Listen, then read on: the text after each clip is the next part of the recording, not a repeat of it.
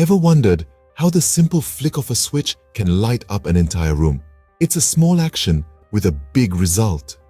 This magic is all due to a phenomenon we call electricity. But what exactly is electricity? Electricity is a form of energy that comes from the existence of charged particles. Imagine these particles as tiny, bustling commuters in a city, constantly on the move. When these particles move, they create a flow of energy. This energy is what we harness and use to power everything from your smartphone to the entire International Space Station. Yes, the power that's lighting up your screen right now is the same one that's keeping astronauts aloft in space.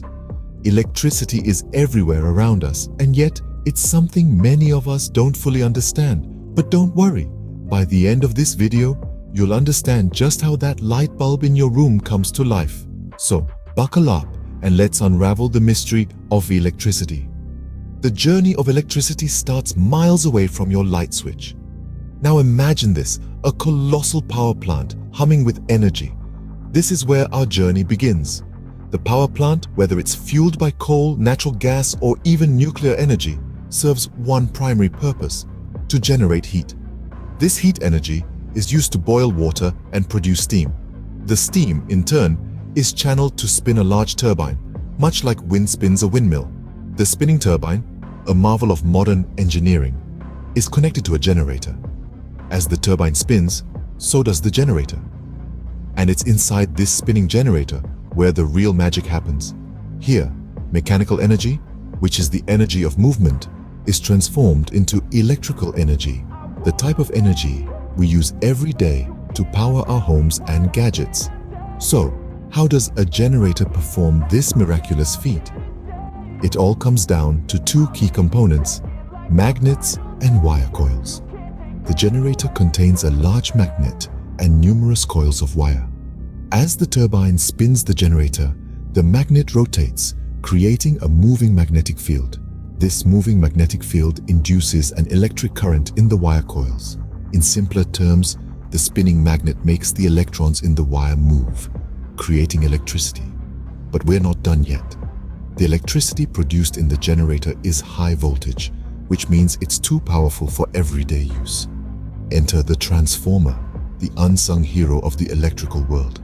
The transformer takes this high voltage electricity and transforms it into a lower voltage that's safe for our homes and devices. And there you have it. From a power plant miles away, through a series of complex processes involving heat, steam, spinning turbines, generators, and transformers, electricity is created. And voila, the electricity is then transmitted through wires to your homes, ready to be used. But what happens when an electric wire touches water? Why does it result in a shock? Well, it all comes down to the nature of water and electricity. Water is a good conductor, which means it provides an easy path for electricity to flow. In fact, it's much like a highway for electric current, allowing it to travel rapidly and with little resistance. Now, let's talk about electrical resistance. It's a bit like traffic on our highway analogy. The more resistance, the slower the electricity moves. But water, especially when it has minerals or impurities, has very low resistance. So when an electric wire comes into contact with water, the electricity races along this superhighway at high speed, and that's why you get a shock. Your body, unfortunately, becomes part of this high-speed circuit, and the electricity zips through you, causing the unpleasant and dangerous sensation we know as an electric shock.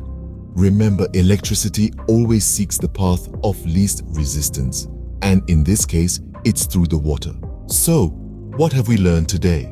We've embarked on an electrifying journey, unraveling the mystery of how electricity is produced. The process begins at a power station where a generator, powered by coal, wind, solar energy, or nuclear power, produces electricity. This electricity then travels through transformers to increase its voltage for efficient transmission via power lines. We then delved into the shocking truth about water and electricity. Water in its pure form is a poor conductor of electricity. However, the water we encounter in our daily lives is filled with impurities that make it a good conductor. So, When an electric wire touches this impure water, the electricity uses the water as a path, causing an electric shock. In essence, by understanding these principles, we gain a greater appreciation for the power at our fingertips and the caution needed when dealing with electricity and water. So the next time you flip a switch or see a live wire near water, you'll know exactly what's happening. Stay curious, stay